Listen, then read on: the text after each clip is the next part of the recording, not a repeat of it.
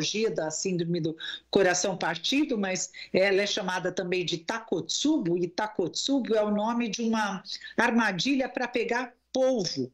Então, que tem formato tipo de um jarro, então, porque o coração ele passa a ter uma contração diferente da habitual. Então, aí precisa também fazer um exame que é a ventriculografia, injetar contraste no ventrículo, que normalmente no infarto não se faz. Se olha as coronárias, né, porque aquele ventrículo já pode estar sobrecarregado, sofrendo, se evita. Então, a abordagem da mulher requer exames adicionais. Se ela tem espasmo, para eu detectar aquilo, eu preciso de testes provocativos. Então, substâncias que provoquem vasoespasmo, que normalmente não são usadas. Para o Takotsubo, fazer o exame contrastado do coração, do ventrículo esquerdo. Então, são várias condições que não são pesquisadas. Então, aquela mulher fica, ela não tem nada, coronárias normais. E, na realidade, ela tem. Nossa, uau! Eu vou precisar chamar um rápido intervalo, doutora Cristina. E a gente continua, tá? No próximo bloco. Claro. Você não sai daí, não. Nós vamos falar sobre medidas preventivas, cuidados e como a gente trata o coração da mulher. Até já.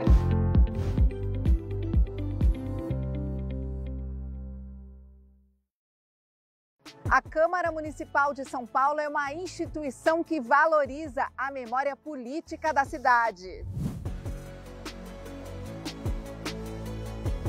Aqui a gente faz isso por meio do programa Vossa Excelência Memória, que está no ar desde 2021. A cidade que é boa para quem tem deficiência, ela é melhor para todo cidadão. Todos que chegaram aqui têm voto, né? Tem alguma representação. Nós já fizemos mais de 100 entrevistas com ex-vereadores neste plenário. Sobre a minha presença, nós passamos a dar esse espaço democrático para as pessoas debater os problemas da cidade. Eles contam suas histórias, bastidores e a relação com os prefeitos da época. O poder ele se constitui não só do legislativo, do executivo e do judiciário. Tem um poder anterior que ninguém se dá conta de que existe, porque não convém saber que ele existe, que é o poder popular. Eu brinco dizendo que esse plenário aqui não é azul, não por acaso, né? Mas ele se compara ao Senado da República. Né? Aqui é o Senadinho. Então foi aí que nasceu a questão da martaxa. Então fizemos uma lei que é de um parágrafo, onde a prefeitura entende que precisa uma creche. Se o imóvel estiver dentro de especificações técnicas de segurança, higiene e saúde, a prefeitura pode autorizar. Ponto, encerrada a lei. E disse, prefeito Jânio Quadros, eu não serei um Oscar Pedroso Horta da sua vida. Está aqui a sua carta e o senhor tem outros meios, se o senhor quer renunciar ao seu mandato, que o faça, não pelas minhas mãos. E todos estes depoimentos formam a história desta casa, fundada em 1560.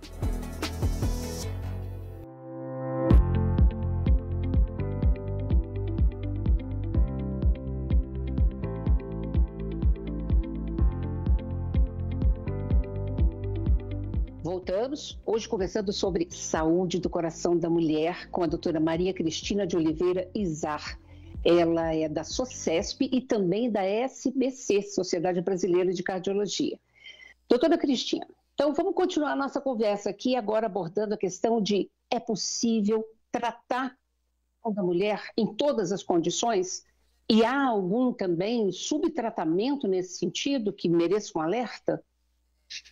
Ótima pergunta. Bom, eu acho que a prevenção é o caminho mais eficaz para combater as doenças cardiovasculares também nas mulheres, né? Nos homens e nas mulheres. E o bom é que ela está, de certa maneira, ao nosso alcance, né? Em nossas mãos. É possível, com um estilo de vida saudável, uma alimentação equilibrada, com menos sal, menos açúcar, menos gorduras saturadas, alimentos ultraprocessados. Isso é fundamental. Também a prática de exercício, pelo menos 150 minutos de atividade física moderada por semana, evitar o tabagismo e controlar o peso corporal. E, claro, tratar todas aquelas comorbidades que estejam presentes, né? A pressão está alta, precisa ser controlada, tem diabetes, vamos tratar, né, com medicamentos que... hoje a gente tem medicamentos que reduzem o risco cardiovascular, programas de combate ao tabagismo, especialmente os vapes, que agora são uma febre no nosso país e no mundo, e que as pessoas erroneamente consideram uma maneira de abandonar o tabagismo convencional, mas na verdade ele traz danos ainda maiores do que o cigarro convencional. A saúde emocional é fundamental, né, de se abordar. Esse estresse crônico, ansiedade, cuidar do sono. O sono reparador é fundamental, é considerado um fator de risco hoje, além de todos aqueles outros. A gente chama a American Heart Association chama de Life's Essential 8. São 8 fatores, né, para ser controlados, entre eles o sono saudável. Saiu uma recente publicação sobre, eles chamam de Sleep Catch-up. Quer dizer, você, no fim de semana, você dorme aquilo que você não conseguiu durante a semana, parece que atenua também o risco de desfechos cardiovasculares. O ideal é ter um sono adequado durante todos os dias da semana, mas é uma alternativa também. Então, hábitos simples e consistentes, né, são importantes para prevenção da doença cardiovascular. E o fundamental é para o controle do colesterol, da pressão, do diabetes, da obesidade, acompanhar a sua saúde, né, com o médico regularmente.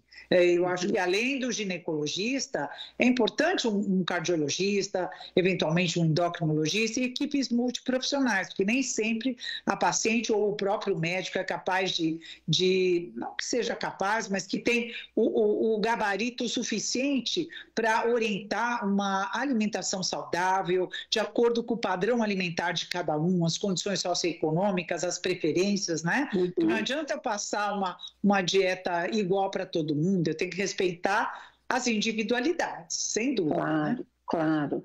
Aliás, como você mencionou várias dicas, né, de prevenção, podemos passar quais são os níveis em geral que, na média, a gente espera em termos de pressão arterial e em termos de colesterol? Para que a mulher saiba, né? Opa, estou muito além disso, melhor eu procurar um cardiologista. Isso é interessante porque, na verdade, hoje a gente considera valores de pressão e de colesterol de acordo com o risco cardiovascular da pessoa. Então, hipertensão são valores de pressão máxima ou sistólica acima de 140 e diastólica ou pressão arterial mínima acima de 90 milímetros de mercúrio. O ideal é termos valores abaixo de 130/80, né? Especialmente nas pessoas com maior risco cardiovascular.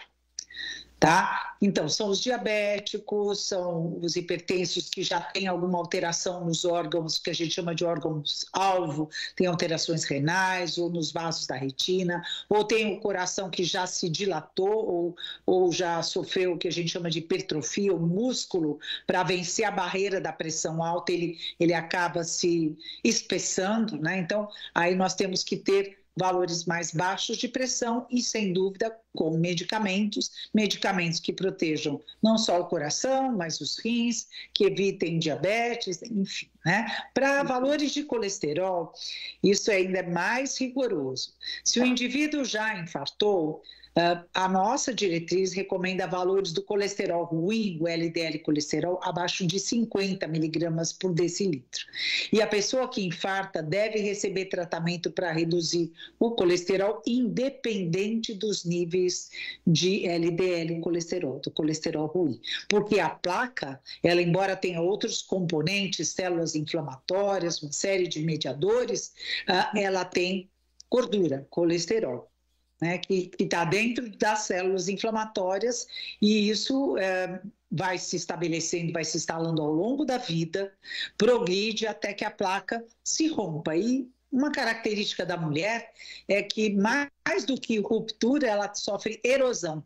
Então, é como se fosse uma descamação do endotélio, que é uma membrana que reveste, uma camada única que reveste internamente a parede do vaso.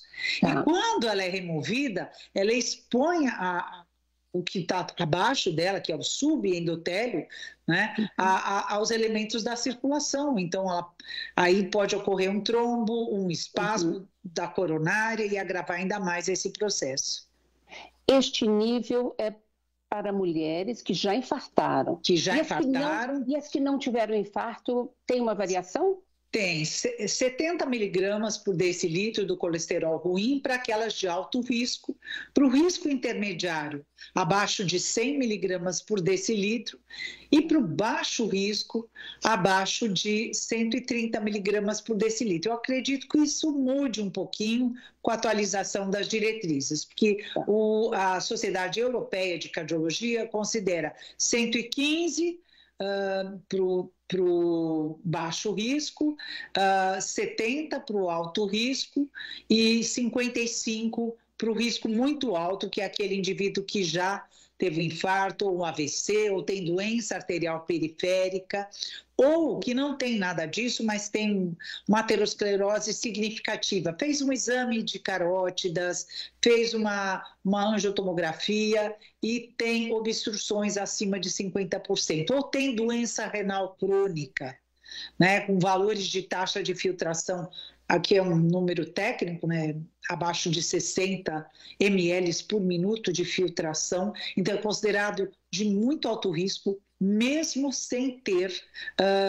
aterosclerose documentada ou sem ter tido um infarto. Então, outras condições que a gente chama de cardiometabólicas, que tem um risco de morte por doença cardiovascular ou de eventos cardiovasculares semelhante a quem já teve um infarto.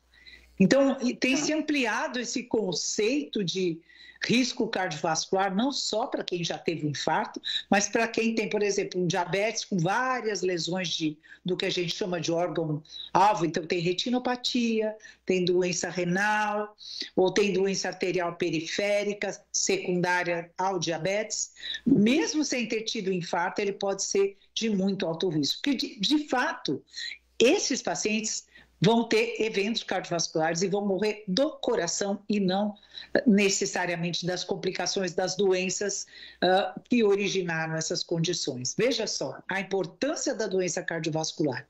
Sim, com certeza. Agora, tem uma pergunta, uma dúvida muito frequente que chega para a gente, que é assim, eu fui ao cardiologista, identificou um risco maior, comecei a tomar o meu remédio, mas depois o próximo exame eu fiz, já estava normalizado o meu índice, os níveis, eu vou parar. Então eu queria uma orientação sua em relação a isso. Não, essa questão é muito importante, porque a gente fala em dois parâmetros de acompanhamento do paciente medicado. Adesão ou aderência ao tratamento, né, que é considerada ótima acima de 80%. De tudo aquilo que ele tem que tomar, ele não conseguiu esquecer um dia ou outro, mas 80% ou mais, o ideal